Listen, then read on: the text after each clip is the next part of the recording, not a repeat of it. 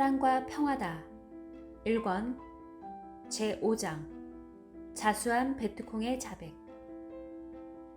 육신 생명을 살려준 은혜는 육신을 통해 갚아야 한다. 나의 이야기를 듣고 다른 자들은 자신들도 모두 그러함을 깨닫고 나와 같이 기뻐하며 살게 되었다.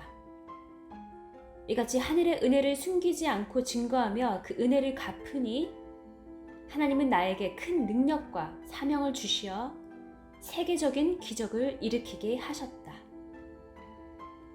은혜를 갚지도 않으면서 자꾸 무엇을 달라고 하면 사람이든 신이든 마음이 감동되지 않아 주지 않는 법이다. 누구든지 하나님으로부터 죽음을 면한 큰 은혜를 받고서도 이에 해당되는 만큼 하나님께 영광을 돌리며 사람들을 위해 살지 못하면 그 생명이 제대로 존재하지 못하고 소멸되기까지 한다.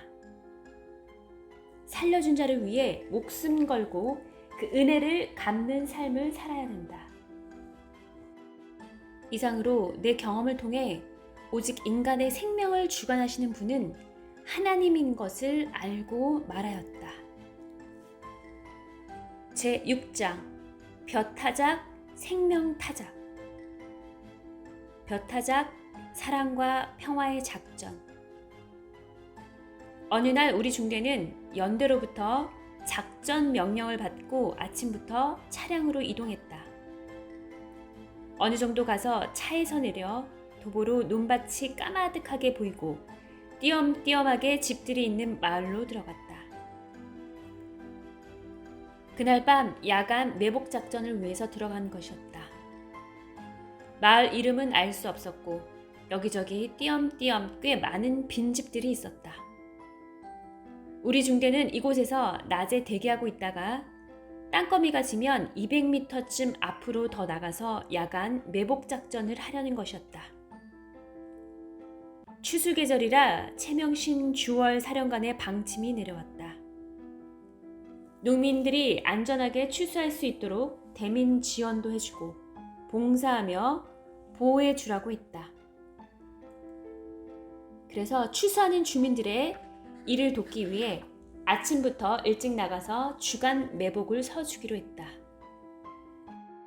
베트공들이 작전하느라 먹을 것이 없을 때마다 마을에 들어가 무엇이든지 필요한 대로 빼앗아가니 민간인들이 더 이상 고향에서 살지 못하고 한국군이 가깝게 주둔하고 있는 큰 마을로 나와버렸다. 주민들은 농사를 지어놓고 벼가 익었어도 베트공들이 잡아가거나 타작한 것을 빼앗아갈까봐 마음대로 고향에 들어가지 못했다. 한국군이 들어가서 그 지역을 지켜줘야 그 틈을 타 농사 지은 것을 겨우 타작하여 끌고 나올 수 있었다. 이날도 한국군이 마을로 작전을 들어간다는 소식을 듣고 이 마을에 농사를 지어놓은 주민들은 곡식을 타작해 가려고 모두 따라 들어왔다. 아침부터 모두 익은 벼를 베면서 번갯불에 콩 구워 먹듯 타작들을 하고 있었다. 우리 중대는 사개 소대가 이 큰 마을의 빈 집들에 모두 배치되어 주민들이 낮에 타작하게 보호를 해주고 밤에는 야간 매복 작전을 하게 되었다. 1소대 본부가 자리 잡은 집은 포탄에 맞아 지붕이 없었다. 하늘이 훤히 보이고 벽만 둘러싸여 있는 시멘트 콘크리트 바닥이었다. 그곳을 소대가 본부로 삼고 주변에 병력을 배치했다. 온 중대는 마을을 둘러싸고 주간 근무를 서면서 동시에 야간 매복 작전을 대비해 돌아가면서 충분한 취침 시간을 가졌다. 나는 유탄 발사기 사수로서 이날 소대 본부에 배치되어 무전병, 위생병과 함께 소대장 옆에 있었다. 그날 소대장 제이소위는 소대장 전원에게 야간 매복을 위해 교대로 충분한 취침을 하라고 지시했다. 취침 시간에는 전우들끼리 얘기하는 것을 금하고 자기만의 시간을 못 갖게 했다. 소대장은 나를 보며 평소 내 생활을 알기에 또 성경 보지 말고 야간 작전을 위해 자라 하고 경고하며 싱긋 웃었다. 하지만 나는 보초 시간이 끝나면 잠자는 시간에 성경책을 보지 않을 수 없었다. 그런데 우리 소대 본부가 자리 잡고 있는 빈집 안에 콘크리트 바닥에서 한 아가씨가 벼를 베어다가 발로 비비며 타작을 하고 있었다. 한참을 지켜보았다. 저거 베트콩 아니야? 전우들은 웃으면서 한마디씩 했다. 알고 보니 그 집이 원래 아가씨의 집이었는데 포탄에 맞아 지붕이 무너진 것이었다. 전쟁 때문에 여기서 못 살고 다른 곳으로 이사가 살면서 농사지어 놓은 것을 타작하러 들어왔다고 했다. 한국군이 들어와 지켜주니 마음이 놓여서 아가씨 혼자 정신없이 나락을 베어다가 열심히 발로 비벼 털며 벼 타작을 하고 있었다. 지혜 잠언 제38집 461 계시를 받을 때는 성자 머리로 시동이 걸려서 계시가 온다. 그러나 자기 머리로도 시동이 걸리면 하나하나 생각이 온다. 그래도 자기 생각을 기록하면 안 된다. 462 운전대가 2개가 있는 차가 있다 하자. 성자가 운전대를 잡고 운전하고 있고 자기는 그 차에 같이 타고 있다 하자. 자기 앞에 운전대가 있다고 해서 그 운전대를 잡고 자기가 운전하면 안 된다. 성자가 운전하고 있기 때문이다. 463 영계에서 나무가 없는 큰 산이 보였다. 나는 나무를 종과 행으로 맞춰서 심어 놓았고 다른 사람은 내가 나무를 심은 곳 옆에다가 다른 방향으로 줄을 맞춰서 나무를 심어 놓았다.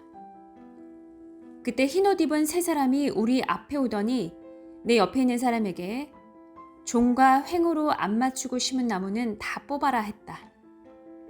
결국 그 나무는 다 뽑고 말았다. 내가 심은 나무는 종과 횡으로 맞춰서 심었기에 뽑지 않고 산 끝까지 나무를 심어 나갔다. 464 내가 심는 나무는 생명도 되고 성자의 뜻을 실행하는 것도 되고 잠언도 되고 설교도 되고 내가 하는 모든 일들도 된다. 이를 순간 영상으로 보여주신 것이다. 465 성자는 말씀하시기를 내가 심지 않은 것은 모두 뽑는다 하셨다. 466 자기와 싸워서 이기고 성자를 차지하여 성자의 생각으로 심어야 된다.